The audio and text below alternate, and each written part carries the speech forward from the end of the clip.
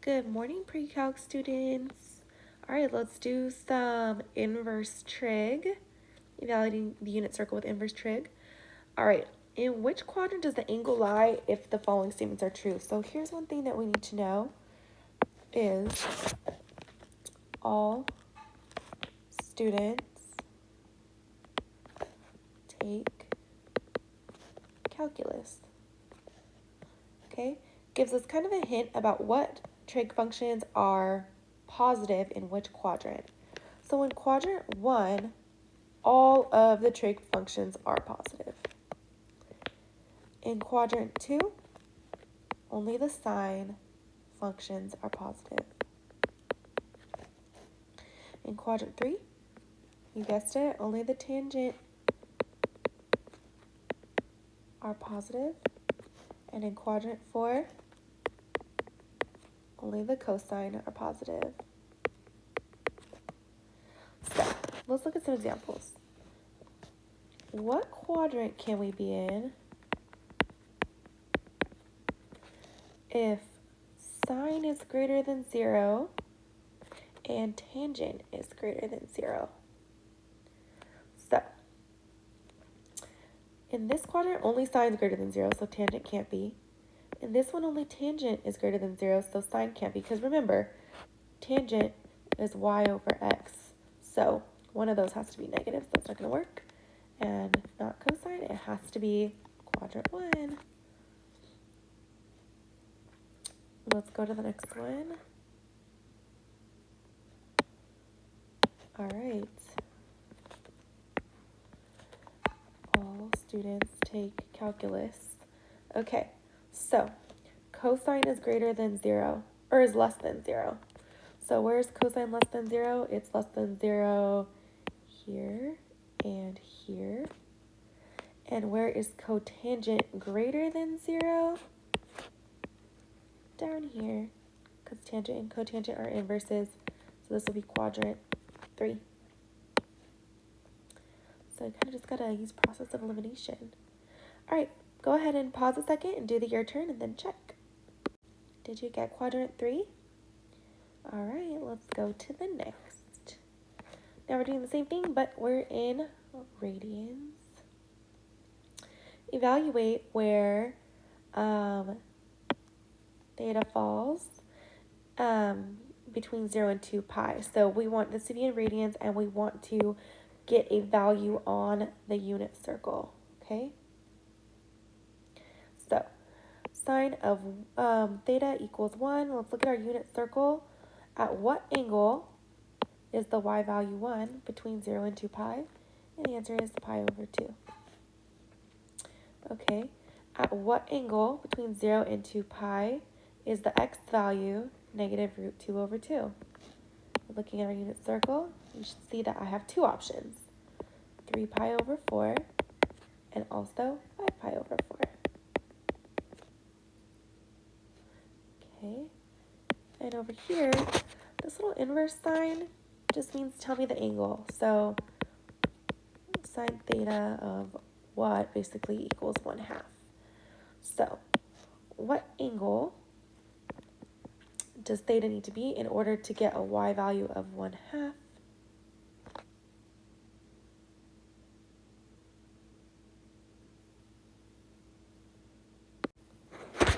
And the answer is pi over 6. Oops. As well as 5 pi over 6. All right.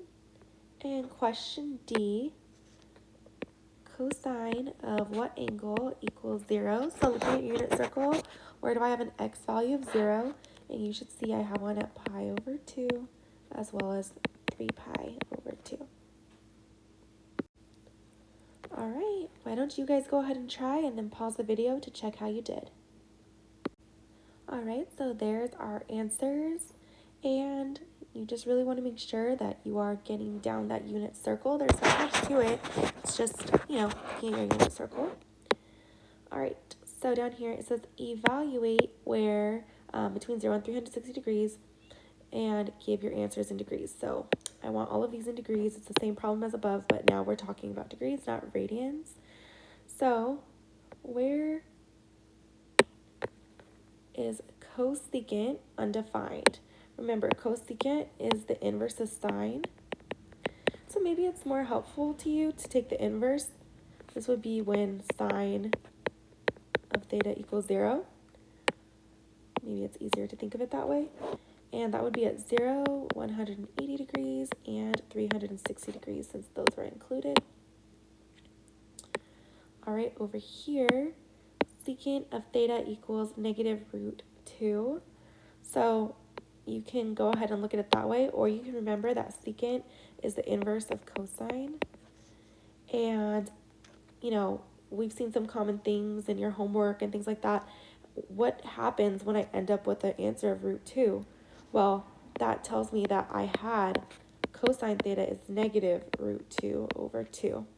And when I went to take the secant of that, I had 2 over negative root 2, and I rationalized out, right, to end up with that negative root 2. So I can work backwards to kind of figure out what value I had in the inverse function. It might be easier for you to do it that way. And on the back side, we're going to talk about some shortcuts that help you remember, like, oh, hey, every time I see that I see a negative root 2, I know that it's like root 2 over 2. Okay, and let me erase. This is being very difficult. Oh, no. So the answer for this one is 135 degrees and 225 degrees. All right. So here I've got cosecant. So cosecant of what angle equals 2 root 3 over 3? And remember, cosecant is the inverse of sine. So I can think back like, okay, sine of what angle? What do I rationalize to get this out that way? It's root 3 over 2, right? So if I was on the side to be like, oh, okay, let me take the cosecant of this, I would say 2 over root 3. I would get 2 root 3 over 3. So I can kind of think backwards so I can figure out what the sine function is. It's easier to find that on the unit circle than it is to look at the cosecant and figure out what the heck. So where cosecant theta equals 2 root 3 over 3 is going to be where sine theta equals root 3 over 2. And that is going to be at 60 degrees and 120 degrees. And D, we've got secant of theta equals 0. Remember, secant is the same, or the inverse actually of cosine, not the same, sorry. So if I wanted to think about that, where secant theta equals 0, cosine theta is going to be, 1 over 0 or undefined. So on your unit circle, where is cosine undefined? Your x value undefined, and the answer is it's not. So this is never a no solution type question. Okay, so these could be a little bit more tricky. Let's pause really quick. You guys try the U-turn, D and E, and then check your answers. All right, so there you go. Let's go to the next page. Okay, so here's what I was talking about, how we're going to have some tangent and cotangent helpers because it's kind of difficult like to do what we did before, but you're going to start noticing patterns. So on the back page, we notice like, okay, if I see, 2 root 3 over 3 for a cosecant, I know that's really just sine of theta equaling root 3 over 2. Well, this is a little bit more different to envision when it comes to cotangent and tangent. So here's some common things. If I have root 2 over 2 over root 2 over 2, this is going to equal 1. So it doesn't matter if it's y over x or x over y, whatever way it goes for the tangent or cotangent, if this is what I'm dividing out, it's immediately 1. That's just a shortcut or a helper. If I've got root 3 over 2 over 1/2, that's going to be root 3 without thinking. And the last one, a little shortcut, 1/2 over root 3 over 2. is going to always be root 3 over 3. It's going to help us out a little bit.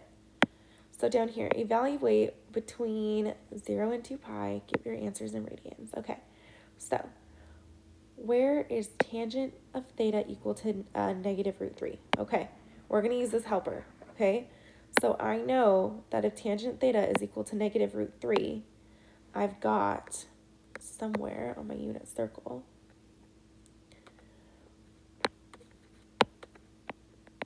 root 3 over 2 divided by 1/2. This is y and this is x. And then we got to take into account the negative. It can obviously be on the top or the bottom, right? So let's go look at the coordinates where one of them can be negative, not both. X is 1/2, y is root 3 over 2.